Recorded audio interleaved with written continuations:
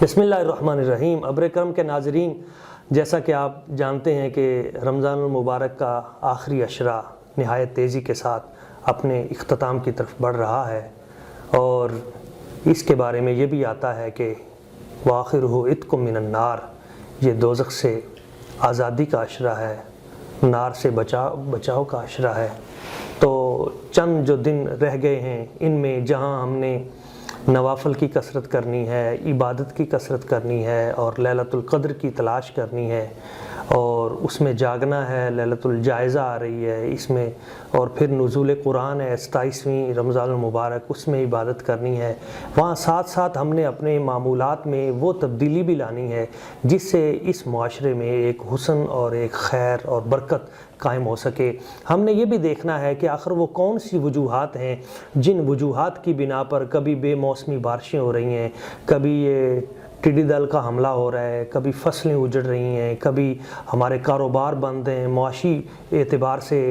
Corona virus کی شکل میں ہم ایک ابتلا کا شکار ہوئے ہیں، اور یہ وبا اور فتنہ، اس سے ہم کیسے چھٹکارا پا سکتے ہیں۔ تو ان چند باتوں کے لیے آج ہمارے پاس جو ہستی تشریف فرما ہیں، بڑے ہی عظیم محقق، عظیم اسکالر، عزت مآب حضرت قبلہ الحافظ القاری محمد دلشاد صاحب، فورٹ عباس کی سرزمین سے آپ جلوہ گر ہوئے۔ میں دل کی اتھاہ گہرائیوں سے آپ کو خوش آمدید کہتا ہوں۔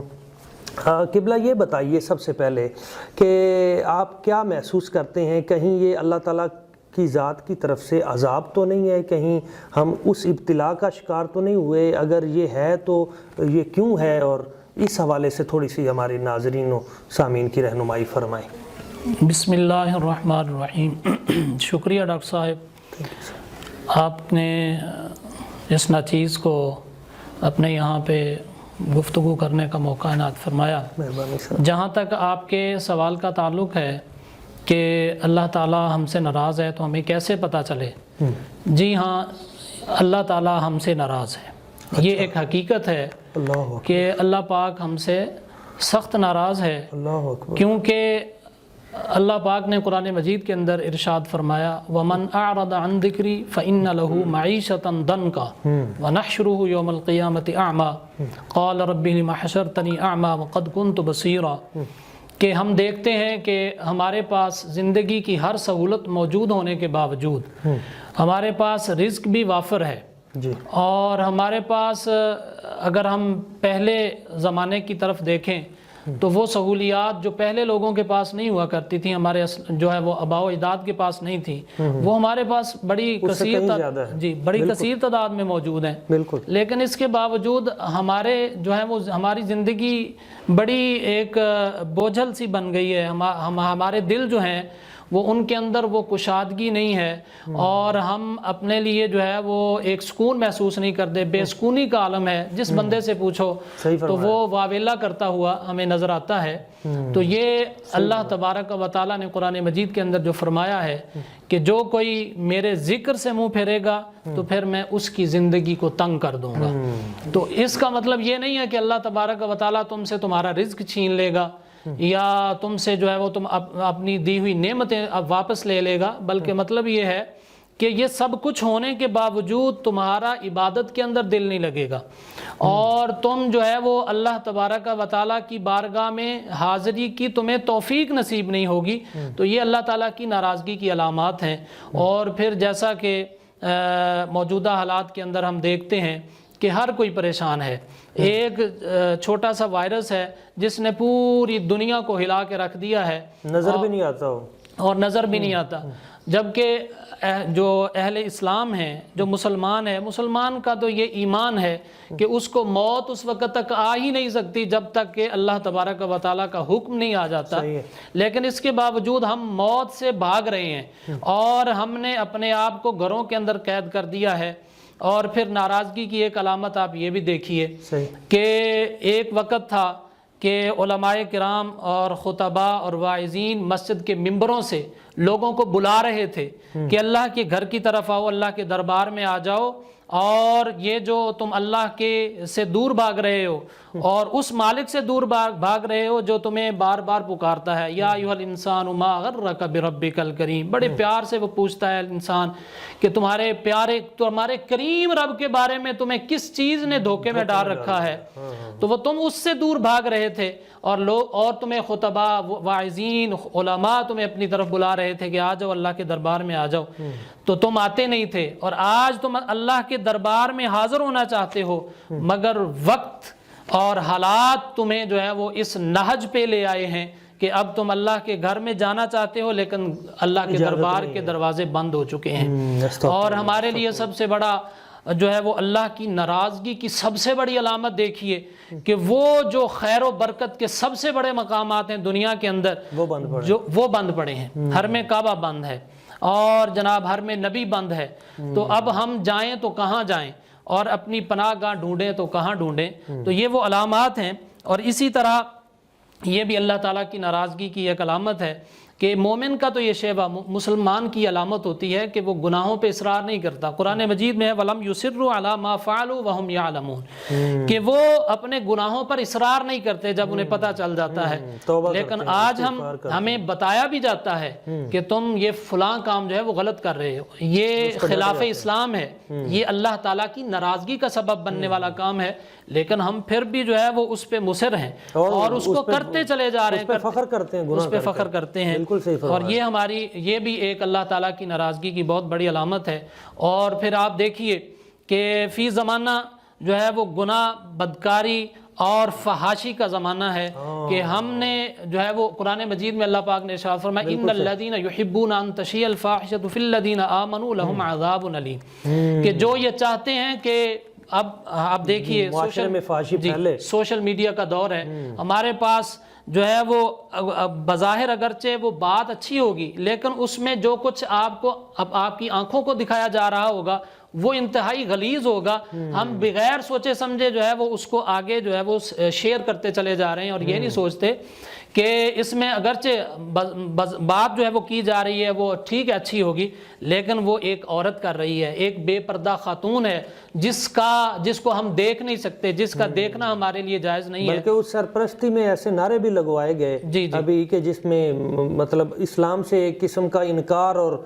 میرا بدن اور میرا جسم میری مرضی کا، تو یہ بھی فحاشی کی طرف جانے والا، اور وہ جو اسلامی حدود و قیود ہے ان کو توڑنے والی بات تھی۔ اور اس کے بعد ہی دیکھیں یہ سارے کا سارا کرونا وائرس اور اس طرح کی یہ آفات اور بلیات، اور اس میں وہ جو آیت آپ نے پیش کی اس میں آخر میں یہی ہے کہ لہم عذاب علیم فی الدنیا والآخرہ، کہ دنیا میں بھی انہیں دردناک عذاب ہے، آخرت میں بھی، یعنی یہ نہیں کہ صرف قیامت والے دن انہیں عذاب ہوگا، فحاشی پھیلانے والے یا فحاشی کو پروموٹ کرنے والے یا اس کی نمائندگی اور اس پہ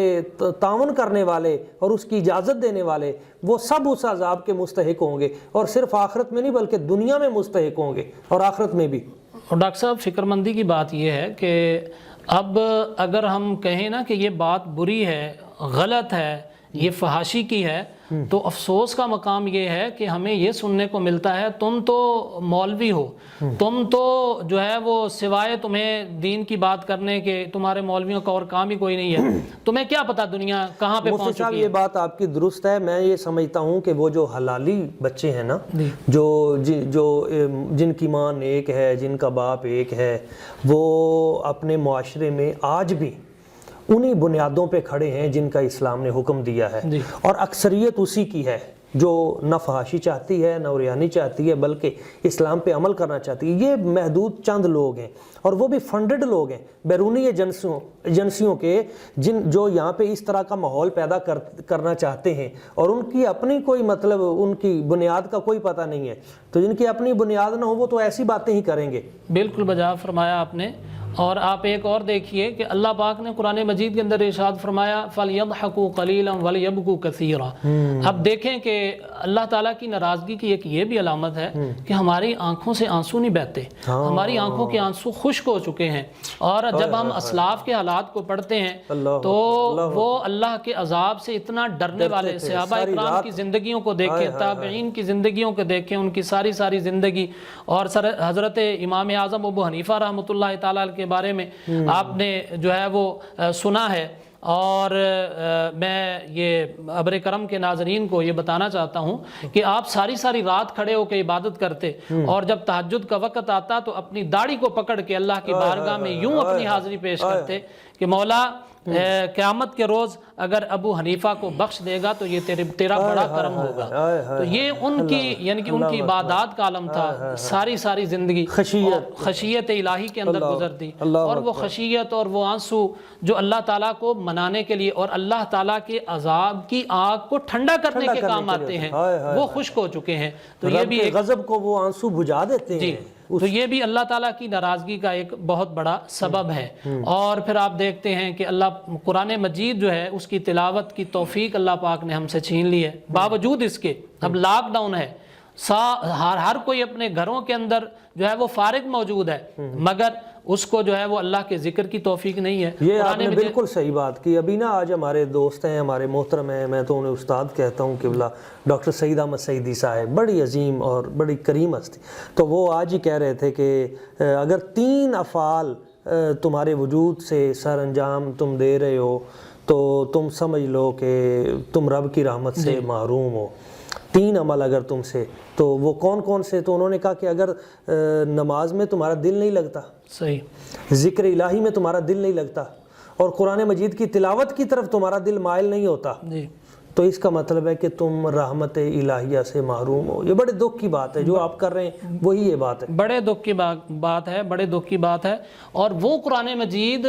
کہ اس کی تلاوت کی ہمیں توفیق نہیں مل رہی کہ جس قرآن مجید کے بارے میں اللہ پاک نے ارشاد فرمایا کہ مومنو تم کہاں جا رہے ہو, لو انزلنا هذا القرآن على جبل لرأيته خاشعا متصدعا من خشیت اللہ, کہ اگر ہم اس قرآن کو پہاڑوں پہ نازل کرتے تو وہ ریزہ ریزہ ہو جاتے, لیکن ہمارے دل پتھروں سے بھی زیادہ سخت ہو چکے ہیں کہ جس پہ کوئی اثر ہی نہیں ہے اور ہمیں احساس ہی نہیں ہے کہ اللہ پاک نے اپنا وہ کلام جو اللہ پاک نے 1,24,000 کم و بیش انبیاء علیہ السلام کی امتوں کو نہیں عطا فرمایا, اور امت محمدیہ کی یہ بہت بڑی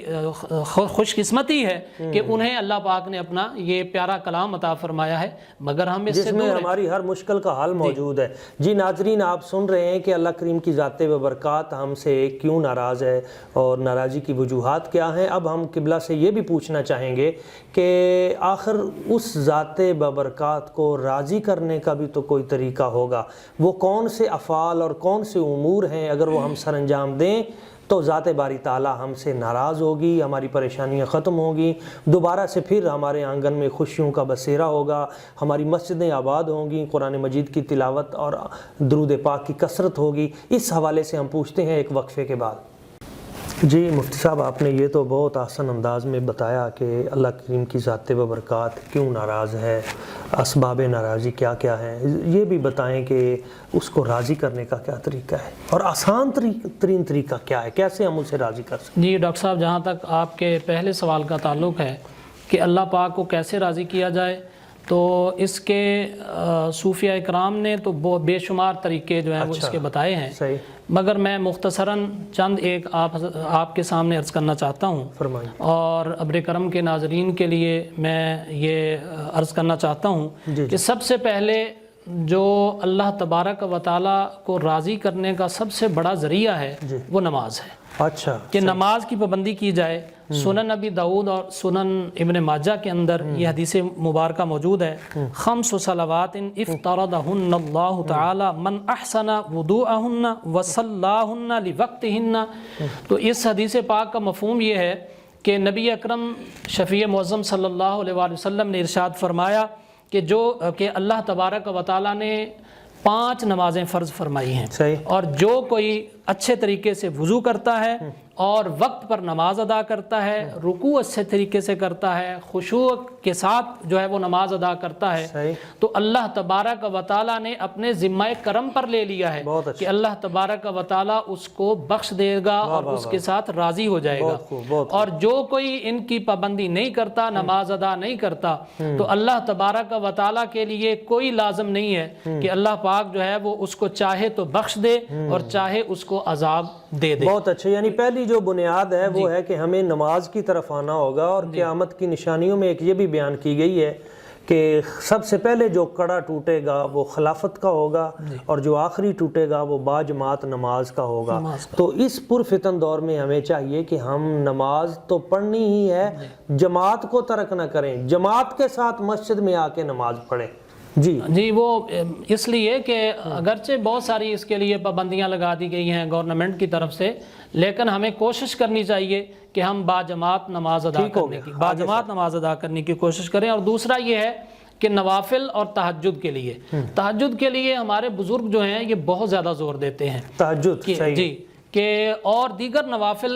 کے ساتھ ساتھ تہجد جو ہے وہ اس کی پابندی کی جائے۔ بہت اچھے، تو اس کے بہت زیادہ فوائد جو ہیں وہ صوفیہ اکرام نے بیان کیے ہیں، حدیث مبارکہ کے اندر اس کے بہت زیادہ فائدے بیان ہوئے ہیں کہ یہ وہ وقت ہوتا ہے کہ جب اللہ تبارک و تعالیٰ کی رحمت جو ہے وہ بندہ مومن کو پکار رہی ہوتی ہے کہ اے میرے بندے آ جا میری بارگاہ میں، کون ہے جو مجھ سے رزق طلب کرنا چاہتا ہے میں اس کو رزق دوں، اور کون ہے جو مجھ سے مغفرت مانگنا چاہتا ہے میں اس کو جو ہے وہ بخش دوں۔ تو یہ وہ وقت ہوتا ہے کہ جب اللہ تبارک و تعالیٰ قبولیت کا، اور حضرت اقبال نے بھی یہی کہا تھا کہ عطار ہو رومی ہو راضی ہو غزالی ہو کچھ ہاتھ نہیں آتا بے آہ سحرگاہی۔ بالکل۔ اور اسی طرح تیسرا طریقہ جو پہلے بھی میں نے عرض کیا ہے کہ قرآن مجید کی تلاوت کا معمول بنایا جائے، اور یہ جو ابتلا کا یہ جو دور ہے بیماری کا اور وبائی مرض کا دور ہے، اس میں تو اس کی بہت زیادہ ضرورت بھی ہے اور موقع بھی ہے، ٹائم بھی ہے۔ وَنُنَزِّلُ مِنَ الْقُرْآنِ مَا هُوَ شِفَاءٌ وَرَحْمَةٌ لِّلْمُؤْمِنِينَ، یہ قرآن مجید جو ہے وہ اللہ تبارک و تعالیٰ نے اس کے اندر شفا رکھی ہوئی ہے، اور اس کی تفسیر بھی پڑھنے کی کوشش کریں زیادہ سے زیادہ۔ اور چوتھی بات جو ہے وہ چوتھا طریقہ یہ ایک بات میں سامعین تفسیریں تو تفاسیر تو بہت ساری ہیں، تو صراط الجنان ایک بڑی سادہ سی تفسیر ہے، آپ اس کو لے لیں اور عمدگی سے عام آدمی بھی اس سے کسب فیض کر سکتا ہے۔ جی، اور چوتھی چیز جو ہے وہ اللہ تعالیٰ کا ذکر کثرت کے ساتھ، اٹھتے بیٹھتے چلتے پھرتے، اپنی دکان پہ بیٹھ کے، جو کوئی ریڑھی والا ہے اپنی ریڑھی پہ کھڑے ہو کے، جو بھی جس کی جو کام ہے، جس کی جو ڈیوٹی ہے، وہ اپنی ڈیوٹی پہ کھڑے ہو کر وہ اللہ اللہ کرتا رہے، کیونکہ نبی پاک صلی اللہ علیہ وسلم مسند احمد کی حدیث مبارکہ ہے ما عمل آدمی عملا قط انجا لہ من عذاب اللہ من ذکر اللہ، کہ اللہ تبارک و تعالیٰ جو ہے وہ اپنے عذاب سے اپنے ذکر کے ذریعے ایسے آدمی کو نجات عطا فرماتا ہے جو کوئی بندہ اللہ تبارک و تعالیٰ کا ذکر کثرت کے ساتھ یعنی عذاب الہی سے بچنے کے لیے ذکر بہترین نسخہ، اور اللہ تبارک و تعالیٰ کی ناراضگی سے ہم بچ سکتے ہیں۔ عذاب الہی کیا ہے؟ یہ اللہ تعالیٰ کی ناراضگی کا جو ہے وہ نتیجہ ہے۔ بالکل صحیح۔ اور پانچویں چیز جو ہے وہ اللہ تبارک و تعالیٰ سے خوب دعائیں کی جائیں، اور یہ ترمذی شریف کی حدیث مبارکہ ہے جس کا مفہوم یہ ہے کہ اللہ تبارک و تعالیٰ جو ہے وہ حیا کرتا ہے کہ اس کی بارگاہ میں کوئی ہاتھ پھیلائے اور وہ اس کے ہاتھوں کو خالی لوٹا دے، تو اللہ تبارک و تعالیٰ کو اس چیز سے بڑی حیا آتی ہے۔ بالکل صحیح۔ اور چھٹی چیز جو ہے کہ مخلوق خدا کی خدمت کی جائے، اور یہ خدمت کا طریقہ ہمارے صوفیاء کا اور اولیاء اکرام کا طریقہ ہے کہ جن کا لنگر جو ہے وہ ہر وقت جاری رہتا ہے، امیر کے لیے بھی غریب کے لیے بھی۔ اور نبی پاک صلی اللہ علیہ وسلم نے ارشاد فرمایا من استطاع منکم ان ينفع اخاه فليعمل فلیفعل، اور جو کوئی یہ طاقت رکھتا ہے کہ وہ اپنے کسی بھائی کو کوئی نفع پہنچا سکے تو وہ ایسا کر گزرے، کہ وہ ایسا کرنے سے خیر الناس من ينفع الناس، تم میں سے بہترین وہ ہے جو دوسرے کو نفع دے۔ اور ساتویں چیز یہ ہے کہ زیادہ سے زیادہ صدقہ کیا جائے، اور اس دور ابتلا کے اندر اور بیماری کے اور وبائی مرض کے اس دور کے اندر نبی پاک صلی اللہ علیہ وسلم نے ارشاد فرمایا داووا مرضاکم بالصدقہ، کہ صدقہ کے ذریعے اپنی بیماریوں کا علاج کرو، اپنی بیماریوں کی دوا کرو۔ بہت اچھا، یہ نبی اکرم صلی اللہ علیہ وسلم کا فرمان ہے۔ اور میں اپنی بات کو ختم کرنا چاہتا ہوں، جیسا کہ آپ نے فرمایا تھا کہ سب سے آسان طریقہ، تو سب سے آسان طریقہ جو ہمیں احادیث سے بھی ملتا ہے اور نبی پاک صلی اللہ علیہ وسلم نے بھی فرمایا، بلکہ صحابی غالباً حضرت جو ہے وہ عبادہ بن صامت یا اور کسی صحابی نے نبی پاک صلی اللہ علیہ وسلم سے عرض کیا یا رسول اللہ میں اپنی دعا کے اندر درود شریف جو ہے اس کے بارے میں عرض کرنا چاہتا ہوں کہ درود شریف وہ طریقہ ہے کہ جس کے ذریعے ہم اللہ کے رسول کو راضی کر سکتے ہیں، اور جب اللہ کے رسول راضی ہوں گے، محبوب خدا راضی ہوں گے، تو اللہ تبارک و تعالی ہم سے راضی ہو جائے گا۔ اور قرآن مجید کی آیت بھی اس پہ دلیل ہے، وَلَوْ أَنَّهُمْ ظَلَمُوا أَنفُسَهُمْ جَاءُوكَ فَاسْتَغْفَرُوا اللَّهَ وَاسْتَغْفَرَ لَهُمُ الرَّسُولُ لَوَجَدُوا اللَّهَ تَوَّابًا رَحِيمًا۔ اور میں ایک پنجابی کا ایک شعر بھی عرض کرنا چاہتا ہوں کہ کر لین ظلم جد بھی اپنیاں جانا تے، رب آکھیا میں بخشاں گا